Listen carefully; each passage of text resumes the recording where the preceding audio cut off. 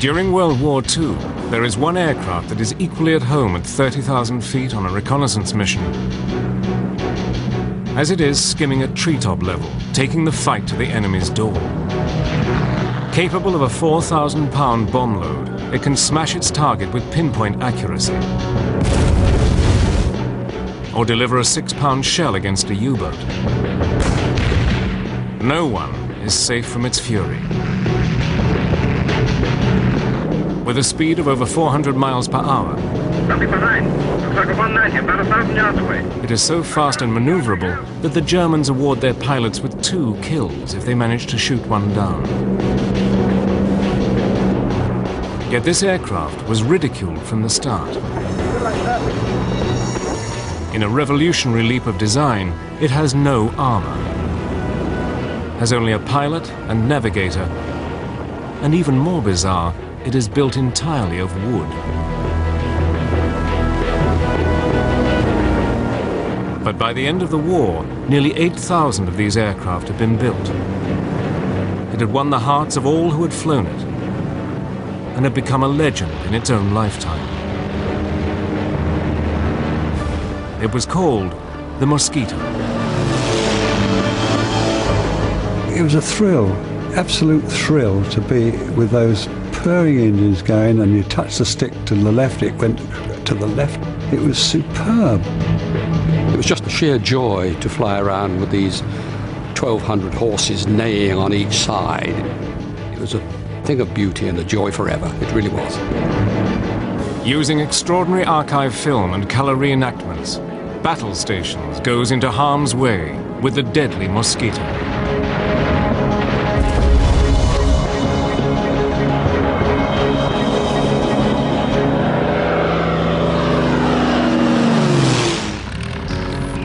The best aircraft have often also been the fastest. The pursuit of speed has been part of the appeal of aviation from its earliest days. And often it is the most innovative and radical designs that break speed records. The Lockheed Blackbird uses new metals that came out of the space race and flies at over 3 times the speed of sound.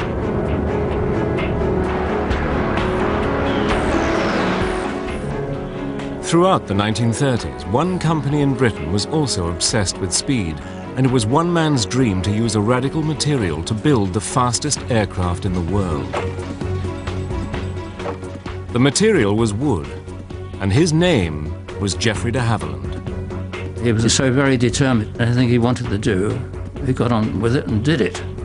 A real leader of people, not by driving them, but leading them from the front. As early as the 1930s, de Havilland knew that lightweight wooden aircraft were the key to greater speeds. In 1934, his twin-engine Comet won the London to Melbourne, Australia air race. With speeds of over 200 miles per hour, the aircraft flew halfway around the world in just 77 hours. A ship would take 4 weeks. From his experience of building the Comet, de Havilland began to have a vision of building a super-fast, high-precision bomber. De Havilland was convinced that with the rise of the German Luftwaffe in the mid-1930s and the terror they inflicted during the Spanish Civil War, Britain would need all the heavy-duty air power it could produce.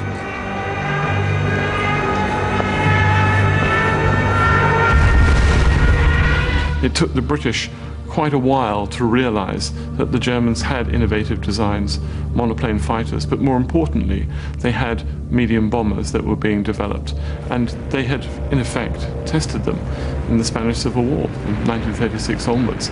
It's a huge wake-up call.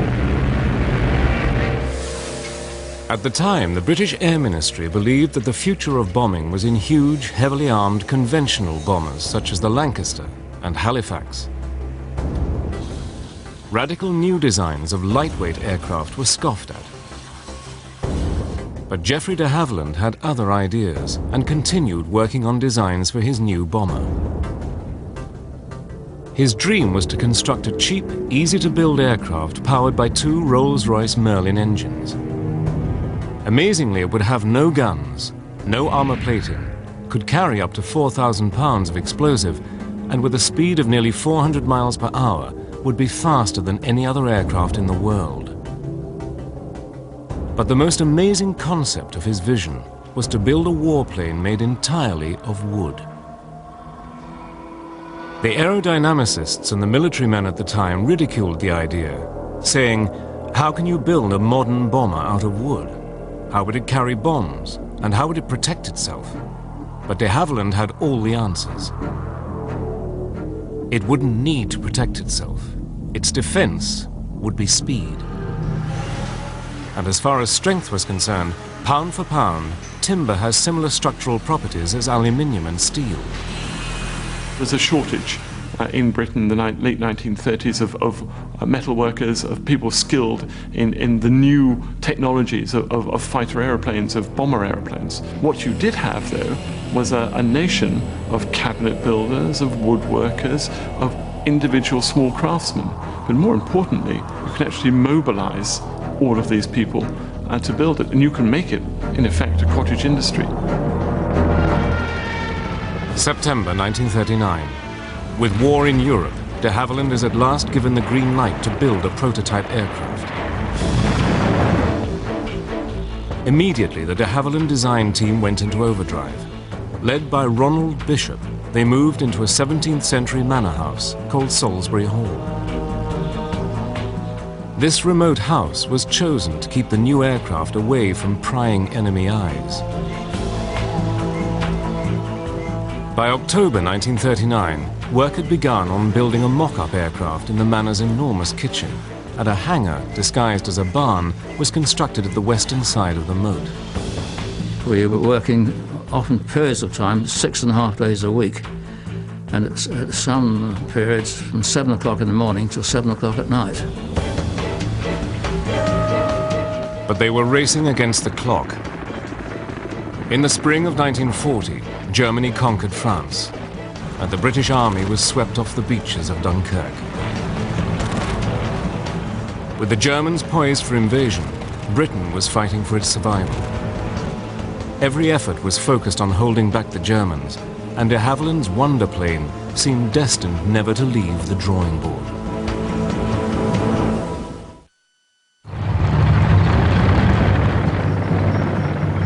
By June 1940, the German army had advanced to the shores of the English Channel and was preparing to invade Britain. In 6 months, the Nazis had conquered Poland, Norway, Denmark, Belgium, and France.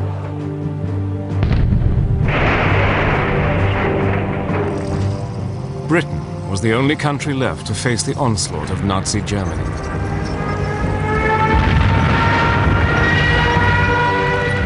With Britain fighting for its life, priority was given to building only existing types of combat aircraft. Geoffrey de Havilland's radical new wooden bomber looked condemned to be scrapped. But de Havilland was not a man to take no for an answer. Sir Geoffrey's words are, well, they may not want it now, but they will want it. De Havilland persuaded the Air Ministry to let him continue as long as he did not use any of the vital materials required for the war effort. Throughout the summer of 1940, as Britain fought for survival against the German Luftwaffe in the Battle of Britain, de Havilland and his team worked on their wooden bomber.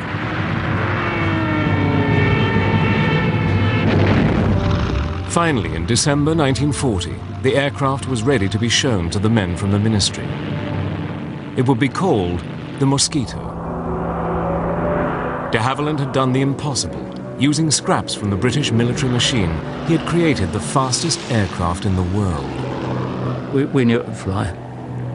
We were absolutely confident it would.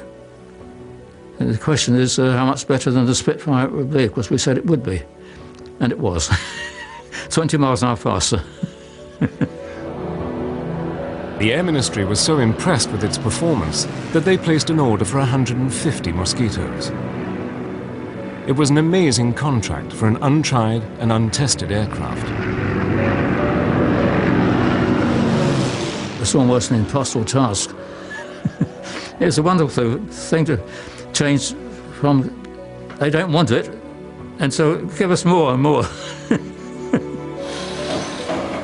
But it was de Havilland's vision of construction that answered this call and enabled the Mosquito to be built in vast numbers. A plan that was as simple in practice as it was visionary in conception. The aircraft was to be built like a model aircraft, with wood, plywood, glue and screws. Over 400 companies around Britain with woodworking craftsmen would make the various sections. The fuselage would be made in two halves before being bonded together. The wing would be assembled in one piece and then transported to the main factory for the final assembly. In all, over 6 tons of wood and nearly 50,000 brass screws were used in each aircraft. At 40 feet long and with a wingspan of 54 feet, a legend had been born. With a speed of 400 miles per hour, faster than any aircraft in the world, the Mosquito was ready to do battle. The RAF viewed these aircraft as too valuable to let just anybody fly them. Only the most experienced crews were selected. But for many of these men, powered by its 2 mighty Merlin engines, the Mosquito was unlike anything they had ever flown before. The purr of a Merlin is something to experience, it really is. And then we taxied out and took off. There you were, you suddenly look at the altimeter. The 1 minute you're down at 1,000 feet, next minute you're up at 30,000. She would climb at 2,500 feet a minute, and that was really going some. You had to get into a jet to fly anything faster than that. If you started to mishandle her, pushing and pulling, in no time at all you would over-control, and she would be like a mosquito. She would sting you. In July 1941, the first Mosquitoes to go into service were delivered as photo-reconnaissance units. It had taken only 22 months from the first drawings to delivery. Unarmed, bristling with up to 5 cameras, these aircraft were soon sweeping all over Europe, evading anti-aircraft guns and fighters. The Germans had nowhere to hide. Nothing was safe from the Mosquito's prying eyes. Photo reconnaissance was vital. We're talking the days before satellites, the days when human intelligence on the ground was limited. It was difficult to get back good information. Before every single bomber command raid over enemy targets, they had to take pictures of the targets. They in fact had to report the weather as well. So the Mosquito was an ideal aeroplane for that. In fact, you could say probably it was the best aircraft for this. But it was as a bomber that the Mosquito came into its own. During the early part of World War II, bombing was a case of hit or miss. Aircraft flying at 16,000 feet would drop their bombs in huge numbers, trusting on flying skill, weather, and luck to hit their targets. But by mid-1942, the Mosquito bomber version was going to change all that. Relying solely on speed and height to outrun the enemy fighters, Mosquitoes could drop their bombs with pinpoint accuracy. Soon, Mosquitoes with payloads of up to 4,000 pounds, equivalent to a B-17 bomber, were an integral part of bombing missions. But to make the Mosquito even more deadly, they perfected the art of fast, low-level daylight raids. We had to be under 50 feet to be under the radar. That's the whole point of low-level operations, so the Germans don't know you're coming. And then, of course, you had to go low over the target as possible, so that you took them hopefully by surprise. Some daylight raids were flown at such low altitudes that Mosquitoes would often come back with strange souvenirs from their mission.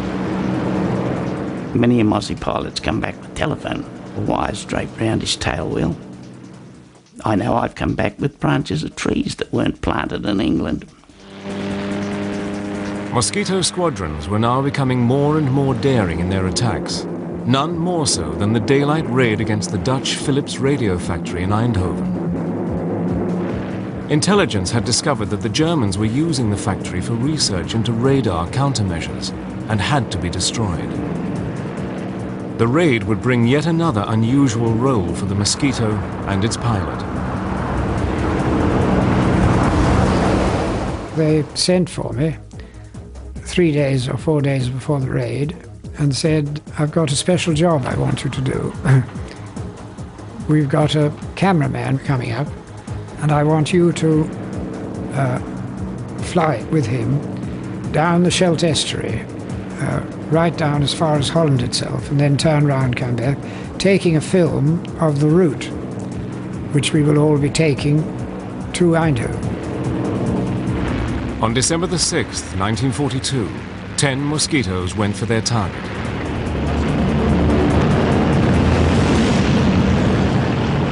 We went low level down the Scheldt estuary into Holland. And then just then we were approaching a place I think called Turnhout. And at that point we had to climb up to 1,000 feet. And then we turned to port, and up came the factory and went down in a screaming dive and dropped our bombs straight into it.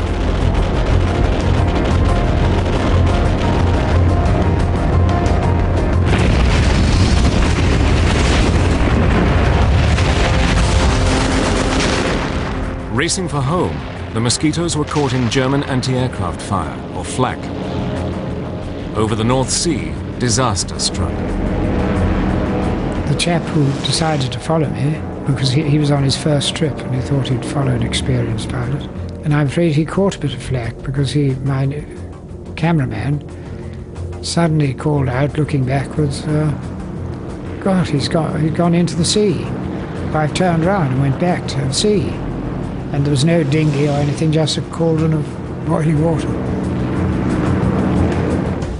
Just 6 weeks later, on January the 30th, 1943, the Mosquitoes went on another audacious raid, the 10th anniversary of Hitler's coming to power.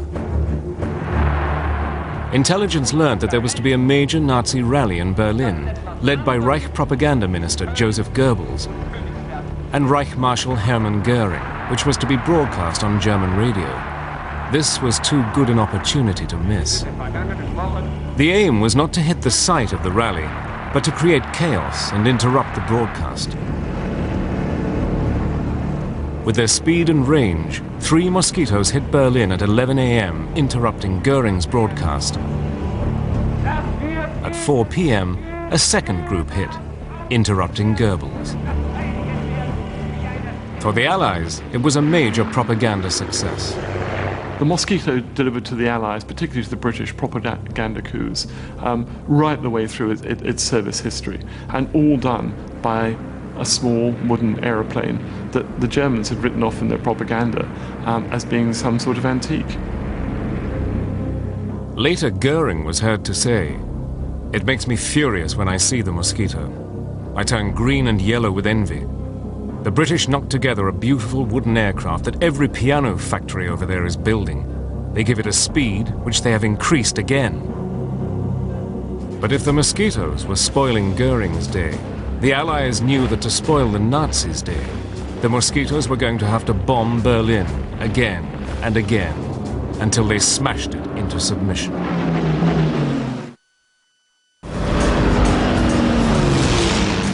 Ever since it went into service, the 400-mile-per-hour wooden Mosquito had been thrown into battle with devastating results.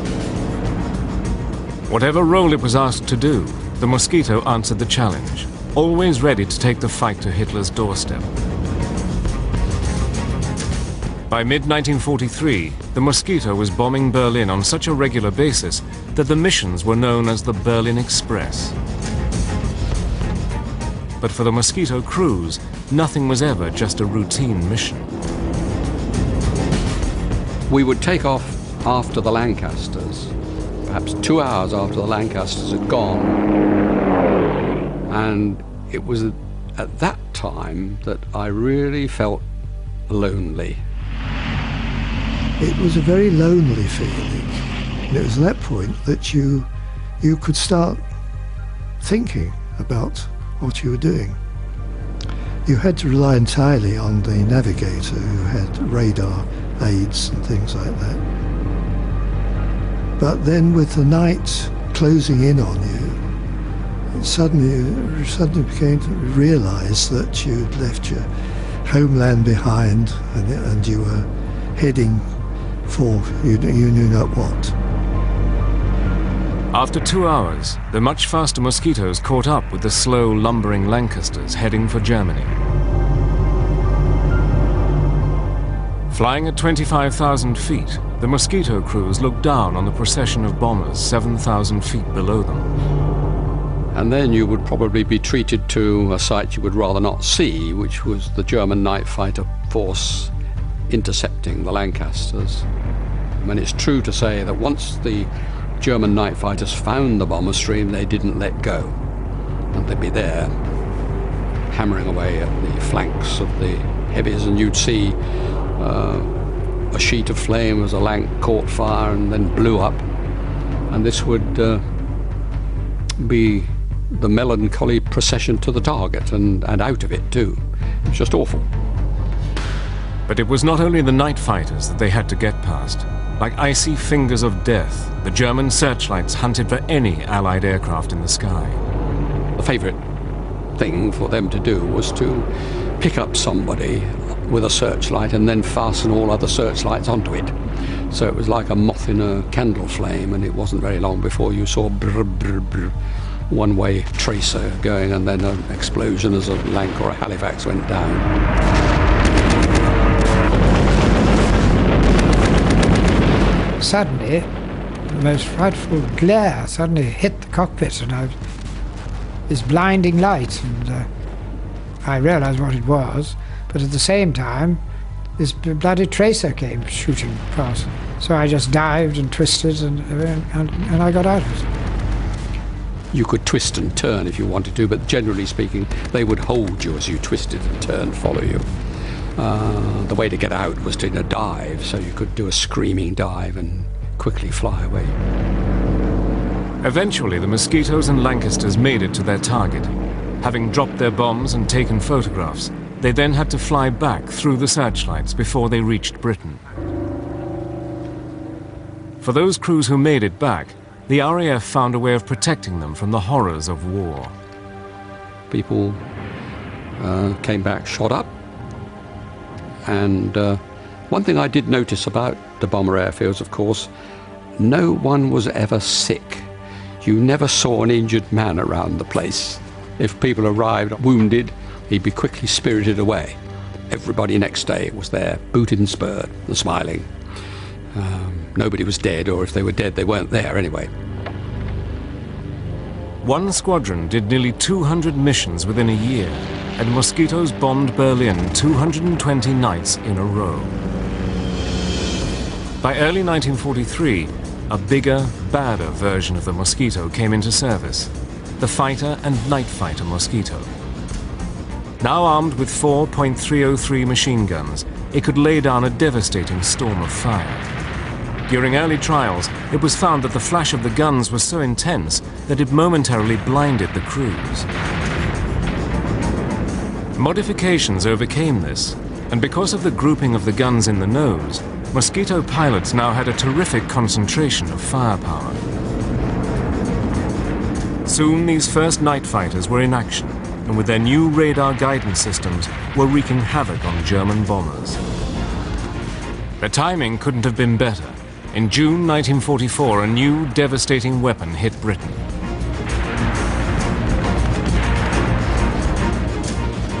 After D-Day, as the Allies were fighting to gain a foothold in Europe, Hitler unleashed his new terror weapon, the V-1 flying bomb.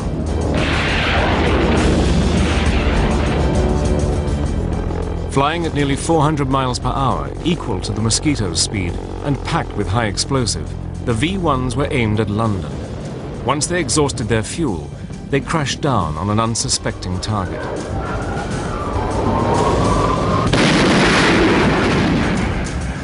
Destroying these fast-flying bombs was a dangerous task. Quickly, Mosquito pilots devised ways to take these terror weapons out of the sky. They would try and get some height and then swoop down on it and shoot it with cannon. But obliterating a terror weapon could be life-threatening in more ways than one, as one pilot was to find out. And he squirted at it with his cannon, but he was a bit too close and it flew to bits. And a bit of it came in through the front and pierced the dinghy that he was sitting on. It inflated in the cockpit, so up he came off his seat and up towards the roof.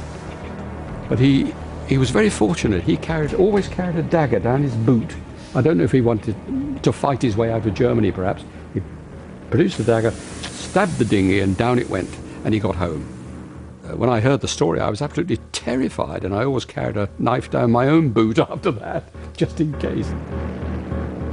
Whilst the fighters were attacking the V-1s in the air, their photo-recon brothers were scouring France and Belgium, hunting down their launch sites. As we got near the target, of course, the navigator would alert you to your position. Put your nose down onto towards the ramp of the pillbox, and the pilot would release the bombs. We did, I think, over 3,000 sorties against them, and in the end, Hitler only launched 5,000 of them.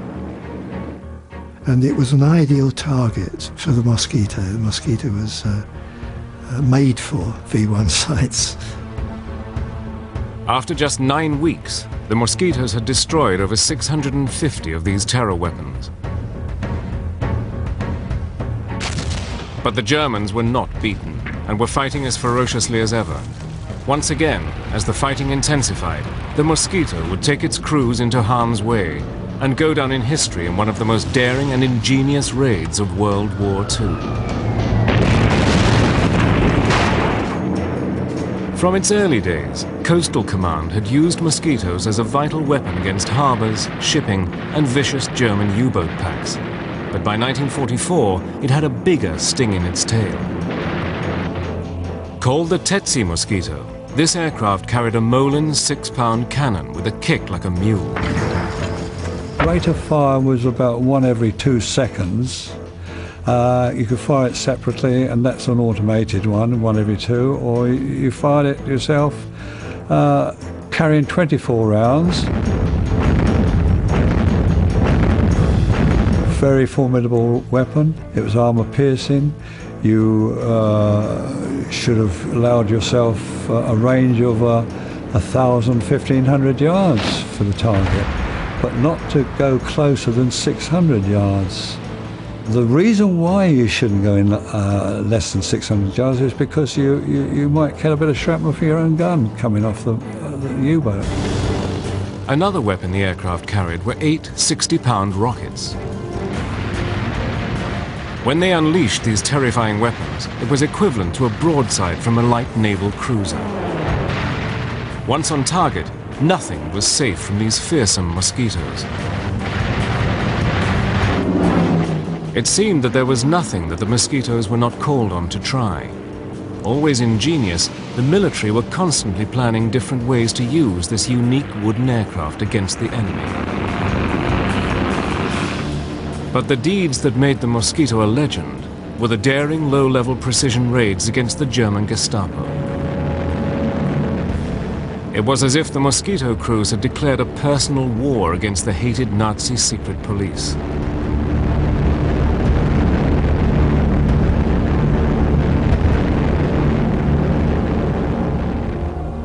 From as early as 1940, the French resistance network had been a major thorn in the side of the German occupation.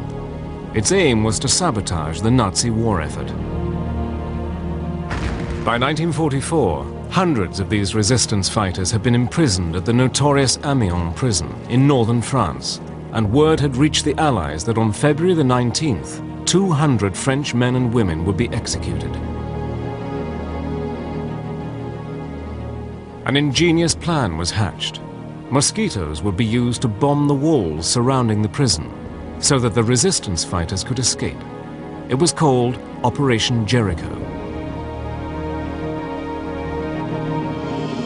The main prison layout was in the shape of a crucifix, surrounded by a 20-foot high wall, 3 feet thick and topped with broken glass. Located at the end of a long road, the prison was surrounded by open, flat countryside. The timing of the raid was vital.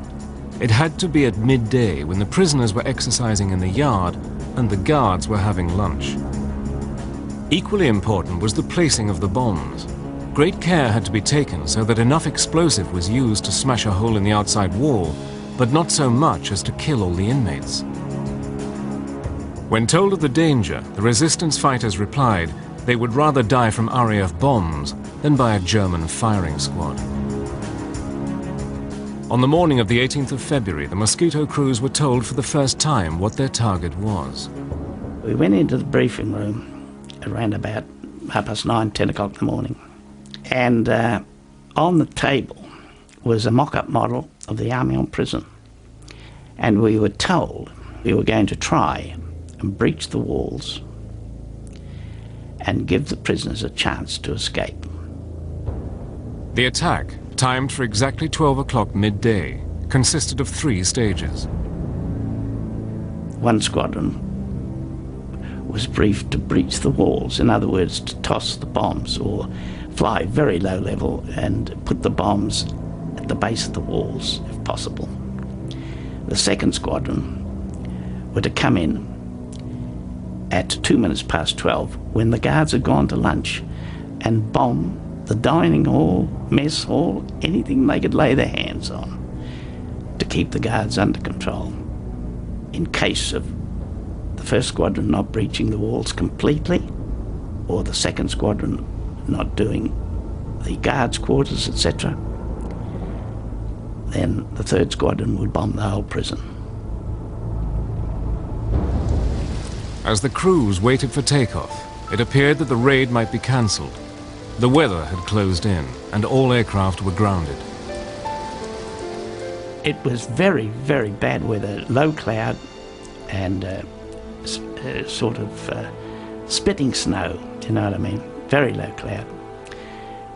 And we didn't think it would go on. What the Mosquito crews did not know was that the French resistance had sent a coded message. Strike now or never. Execution's imminent.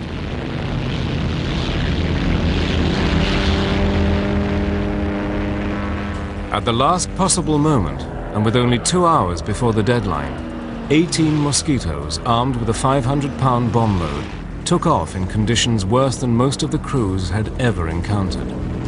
We climbed through the cloud, and above the cloud we just joined up and went back down onto the sea level across to France. Flying in 2 groups and at almost 0 feet, they swept across the English Channel. Amazingly, as they approached the French coast, the weather improved.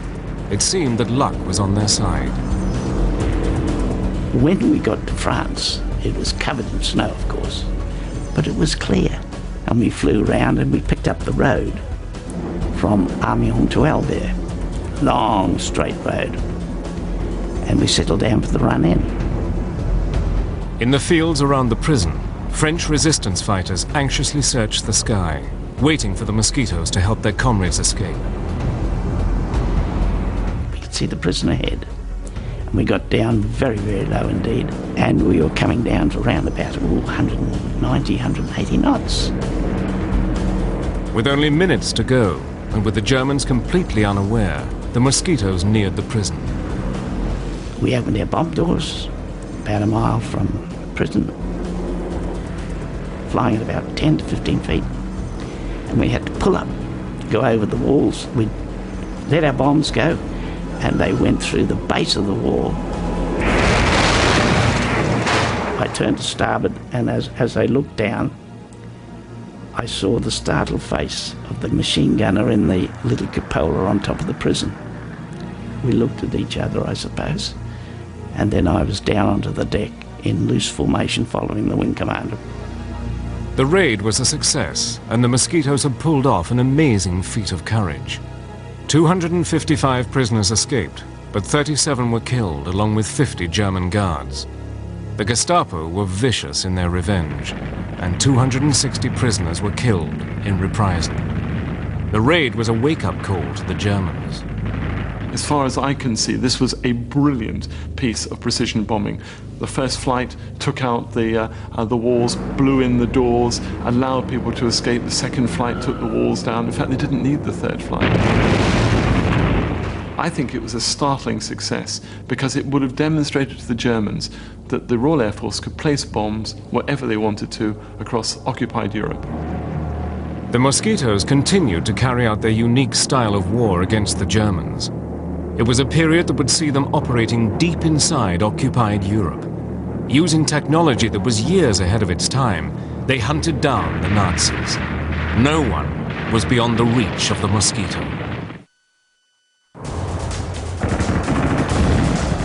Throughout the long and bloody conflict of World War II, the 400-mile-per-hour wooden Mosquito was always at the front of battle, always taking the fight to the enemy. But it was the Americans that came up with yet another novel use for this versatile aircraft. Late in 1944, the OSS, the Office of Strategic Services, a forerunner of the CIA, took over 5 Mosquitoes to work with their agents in occupied countries.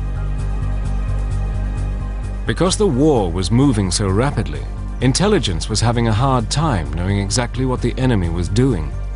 Only agents behind enemy lines could supply this information. It was vital that these agents got this information back. Using Morse code was no good, as the Germans could easily detect it. Something else had to be found. 2 American scientists had developed a transmitter that enabled an agent to talk to an aircraft. Called the Joan Eleanor system after one of the scientists' wives, it was an early version of the mobile phone. By transmitting on a waveband so narrow, the Germans could only detect the agent if they were within 50 feet of him. But the ingenious part of this plan was the Mosquito. With its speed and height, it could fly undetected along a predetermined 150-mile line, listening for the agent's message. Deep inside the Mosquito was no SS operative. Within the fuselage, it was hardly enough room to move, and I was sitting almost on top of a big fuel tank. The petrol in there would expand and would come out on a special valve, and I could see it down there bubbling, and that was petrol. When you switched on your suit, you always expected a spark, boom. But we were so high that there was very little oxygen in the air. When the Mosquito got to the area, the OSS operative would begin calling the agent. This is 5278, 5278, calling Z313131, and then wait for him to say, yes, I'm here, and give me the answering code. Sometimes the Mosquito would fly along the designated route for hours on end before the agent answered. When you heard them, it was exciting. It was, look, I've got him, finally. Confirmed who he was, and his short messages would be such and such a unit is there, and they're going west on highway number so-and-so, and it's 2 battalions or whatever it is, and and we could get it back in 3-4 hours. But many times the agent never answered. Sometimes they could not find a safe place in which to send their message. Sometimes no one ever knew. Well, when time was up, and the pilot knew just how much petrol we had, we'd turn around, go back.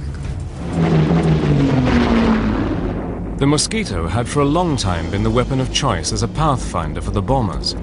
But as a low-level marker, it was second to none in helping annihilate the German war machine in France. To enable precision bombing and to reduce civilian casualties, the Mosquito would fly with the squadrons of heavy bombers. As they neared their drop zone, the bombers dropped flares which illuminated the sky, and the Mosquitoes dived down to identify their individual targets. So 4 of you were coming in, and the rule was that the first one who saw it called tally-ho. Just that. You then positioned yourself and dived on one end of the target. And when you judged that you were at the right position above the ground, which was probably at about 1,000 feet, you were coming down at quite a speed after all. You pressed the button and away went 4 500-pound markers. And down they went, and made a great blob of red on the ground. You got the hell out of it. Only when the target was ringed in red marker bombs would the Mosquito leader call up the oncoming bombers. But one of the Mosquito's most demanding roles was that of interdiction, the cutting off of enemy supplies. Nowhere was this more graphically demonstrated than in the days leading up to and after June the 6th, 1944, D-Day. As Allied troops fought a bloody battle to gain a foothold in France, the Mosquitoes hunted independently, seeking out enemy supply lines. Trains we preferred to attack because they were always carrying war material on it, or reinforcements for the front. Sometimes you could attack a train going into a tunnel, and you'd get the other end of the tunnel and wait for it and shoot it up as it came out. It was fun, really, shooting up trains. During the month of June, Bomber Command flew over 15,000 raids in support of the Allied invasion forces, and by the end of 1944 had helped drive the Germans back into their own country. Finally, on May the 2nd, 1945, 2 days after Hitler's suicide in Berlin, 126 Mosquitoes took part in the last raid of the war in Europe. Their target, the German port of Kiel. Within 2 hours, the city was reduced to rubble, a grim legacy to the destructive power of the wooden wonder. The aircraft that had been seen as some sort of joke when first designed had grown of age. It had become one of the most feared and lethal killers of World War II. Over 7,700 had been built, and over 40 different variations had served in all theaters of the war. To the men who had flown it, the Mosquito was second to none. It was a love affair, and I thought, well, when I finished flying, that was it. I never flew another aircraft again after the Mosquito, never. It's wrong, really, to say it was a legend, because the legend suggests it wasn't real, and the Mosquito was certainly a reality. But it was a lovely aircraft, beautiful aircraft to look at, marvellous aircraft to fly.